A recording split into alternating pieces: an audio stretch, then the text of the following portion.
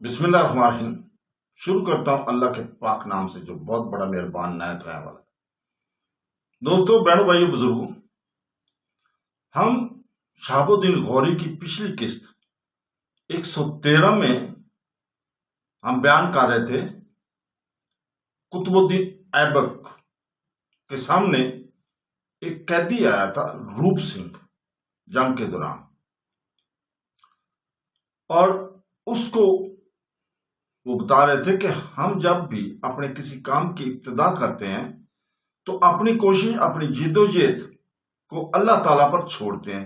हमने कभी भी नशा पंदार को अपना मार शर्फ नहीं बनाया। हमारी निगाहों में सिर्फ अपने अल्लाह ताला की रजामंदी और इसके अहकाम की ही मेयार शर्फ है।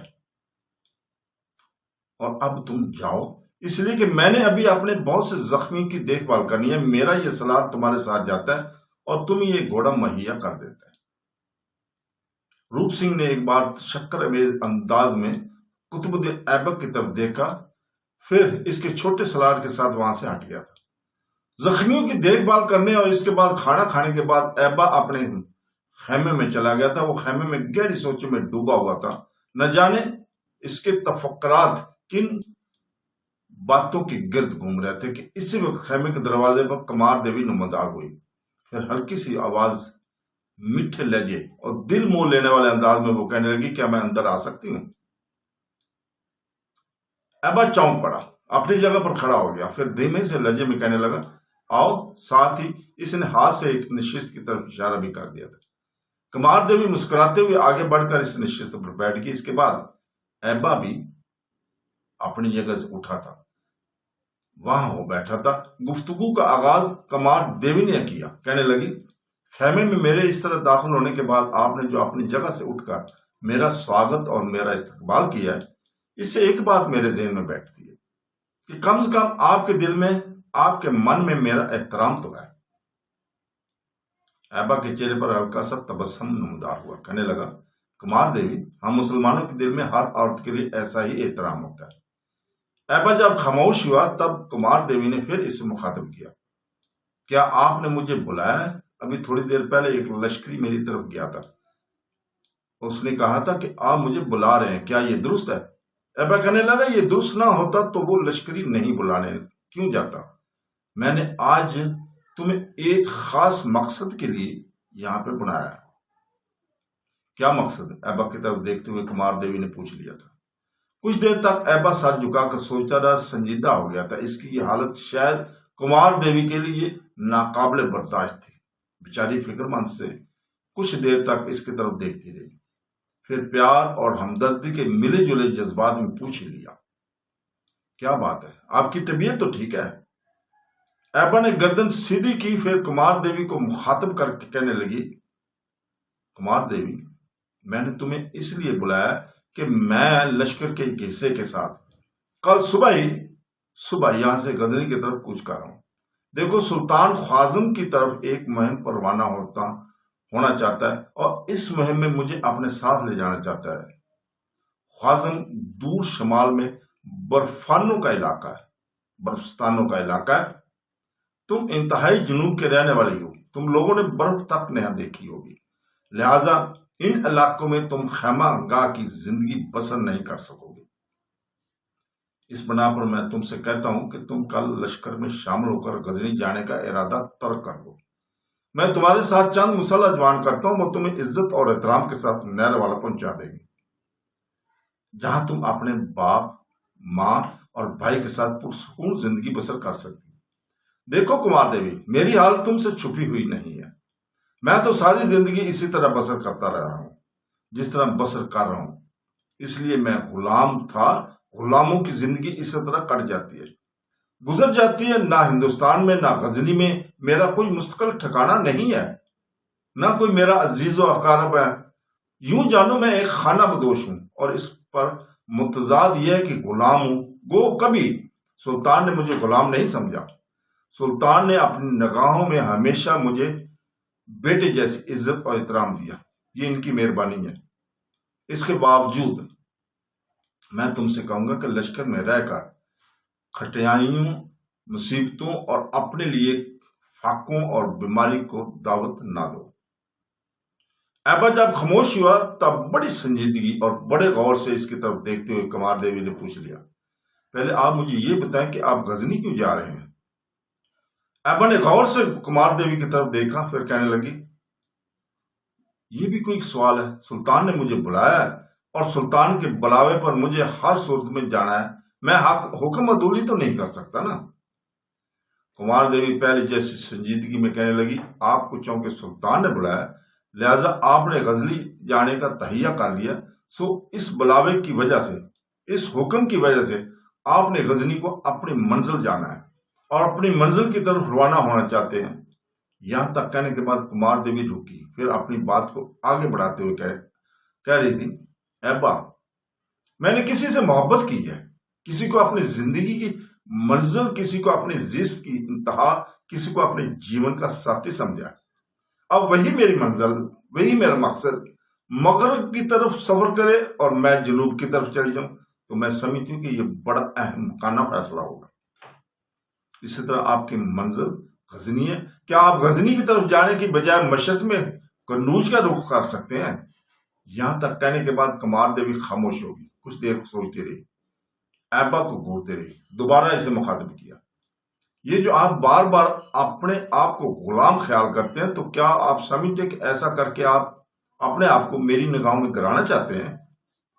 अगर आपकी ये कोशिश है तो यूं जाने आप अपनी कोशिशों में मुकम्मल तौर पर नाकाम हैं। अगर आप गुलाम हैं तो फिर मैं एक गुलाम की दासी हूं। आइंदा आप मेरे सामने कभी अपने आप को गुलाम ना कहिएगा। आप लश्करियों के सलार हैं और खुदावंद कुद्दूस ने आपको एक बहुत अच्छा और बाइज्जत मनसब अता कर रखा है। आप इस मनसब से क्यों रद्दगर्दानी करते रहते हैं? यहां तक कहने के बाद कुमार देवी रुकी, फिर अपनी बात को आगे बढ़ाते हुए वो कह रही थी, ऐबा अगर मुझे गजनी ना भी ले जाना चाहेंगे तो तब भी मैं जाऊंगी। अगर आप वहां मुझे अपने साथ ना रखना चाहेंगे तो मैं अपना मामला सुल्तान के सामने पेश करूंगी। और मैं आपको पहले से बता दूं, मुझे 100% उम्मीद है कि सुल्तान मेरे हक में ही फैसला करेंगे। साथ ही आपके कानों में यह भी बात डाल दूं कि अगर सुल्तान ने मेरे हक में फैसला ना किया तो मैं सुल्तान के सामने खंजर मारकर अपने आप को खात्मा कर लूंगी। बस अब यही मेरी जिंदगी का मुद्दा और मकसद है। इसके साथ ही कुमार देवी अपनी जगह पर उठ खड़ी हुई और ऐबा को मुखातब करके कहने लगी, मैं आपका ज्यादा वक्त नहीं लूंगी, आप आराम करें, इसलिए कि सुबह में और आपने भी यहां से कूच करना है। इसके साथ ही कुमार देवी खेमे के दरवाजे की तरफ खोल ली, दरवाजे पर जाकर रुकी, मुड़कर एक गहरी प्यार भरी निगाह ऐबा पर डाली, फिर वहां से चली गई थी। अगले रोज सुबह ऐबा ने अपने लश्कर के साथ बदायूं का नौआ में गजनी का रुख किया था। कुमार देवी लश्कर में शामिल थी। तो दोस्तों, एक रोज ऐबा अपने लश्कर के साथ गजनी के मुस्तखर में दाखिल हुआ। इसकी आमद की इतला शायद सुल्तान शहाबुद्दीन को पहले ही मिल चुकी थी, लिहाजा सुल्तान शहाबुद्दीन बजाते खुद इस वक्त हसीन खरमेल और अपने दूसरे सलारों के साथ मौजूद था। ऐबा सुल्तान से जरा फासले पर अपने घोड़े से उतर गया, आगे बढ़कर इंतहाई इरादतमंदी से अपने आप को किसी कदर झुकाते हुए सुल्तान से मुसाफा किया, लेकिन सुल्तान ने इसे ज्यादा देर ऐसा न करने दिया। इसे बाजू से पकड़ा, सीधा किया और गले लगा लिया। इसके बाद ऐबा हुसैन खरमेल और दूसरे सलारों से मिलने के बाद फिर सुल्तान के सामने आन खड़ा हुआ था।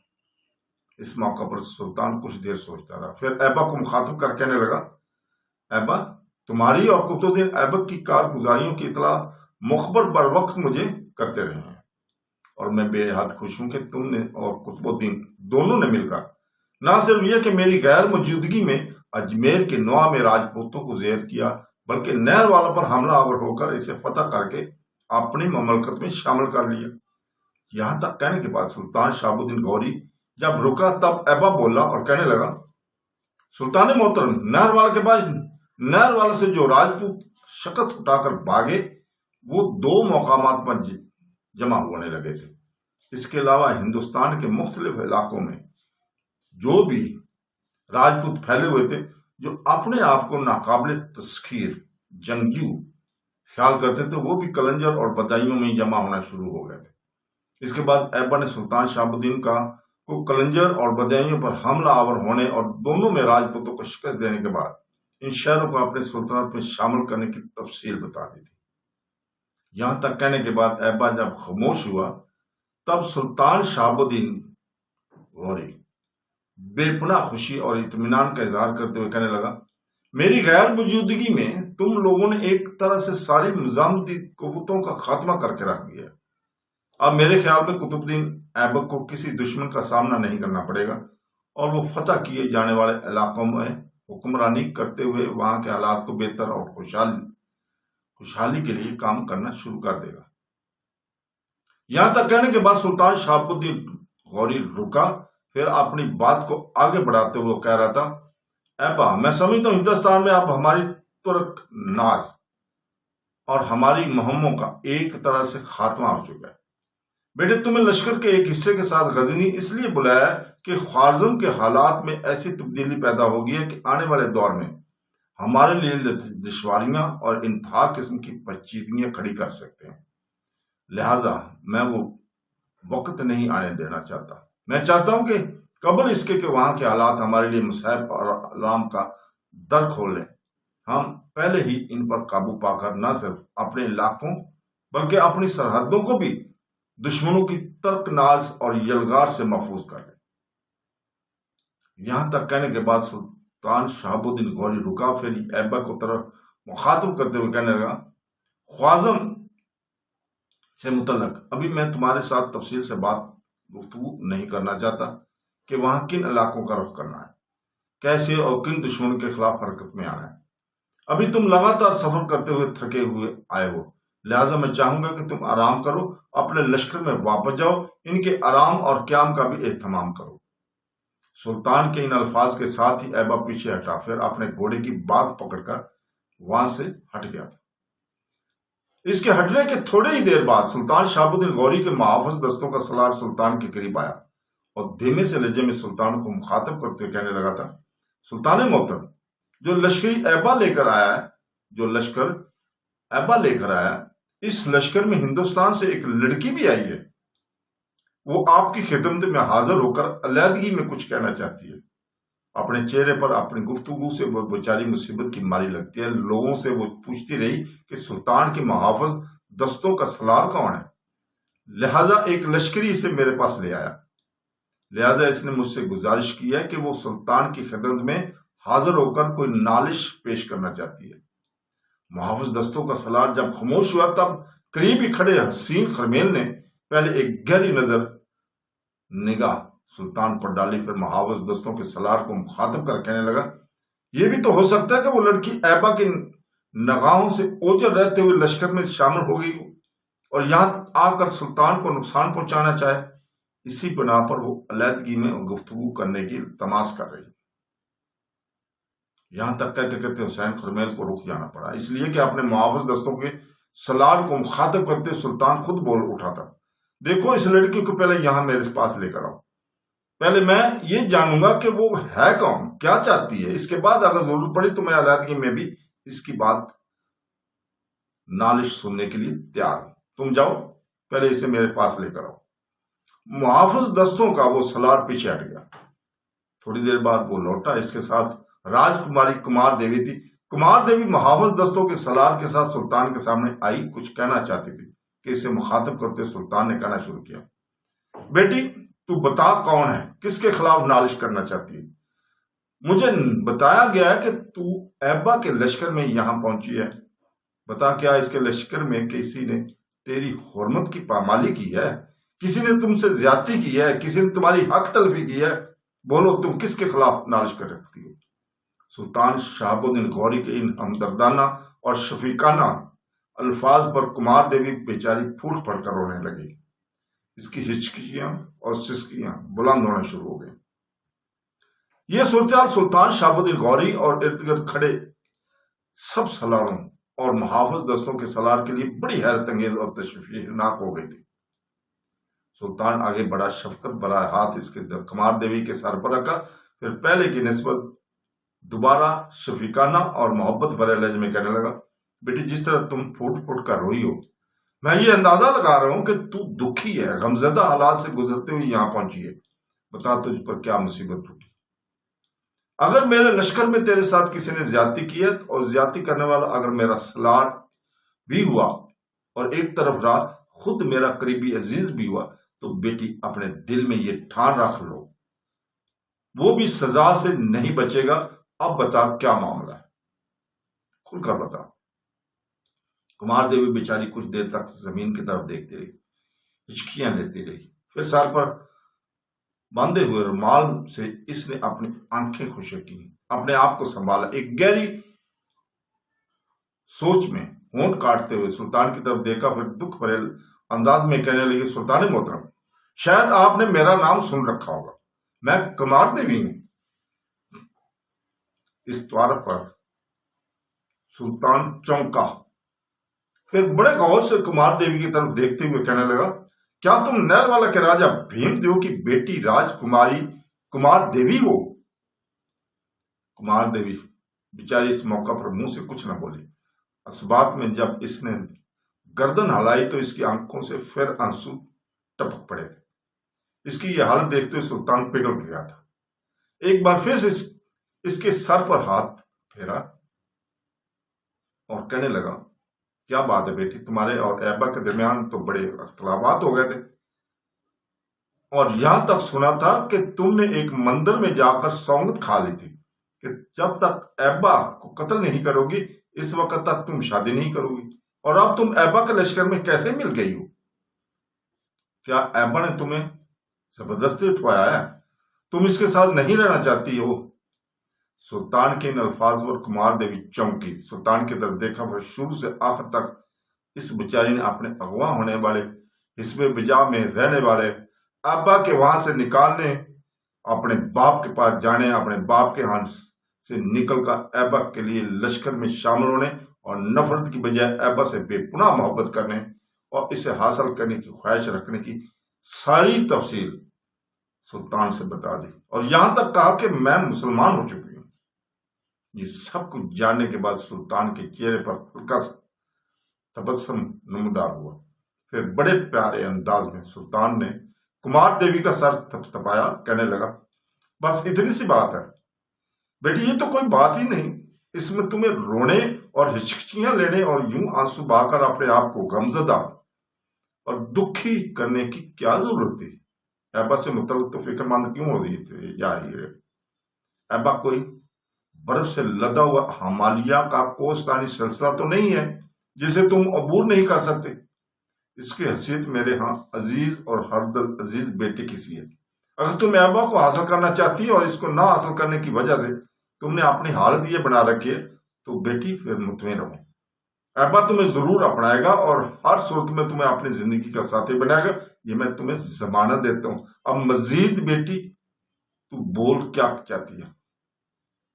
सुल्तान के इन अल्फाज के जवाब में कुमार देवी के चेहरे पर मुस्कुराहट नमदार हो गई और एक बार फिर इसने आंखें शिकी, फिर बड़ी ममूनियत और शुक्रगुजारी से सुल्तान की तरफ देखते हुए कहने लगी, सुल्तान मोहतरम, इसके अलावा और मुझे कुछ नहीं चाहिए। अगर मेरा ये काम हो गया तो मैं जानूंगी मैंने अपनी जिंदगी में कुछ नहीं खोया।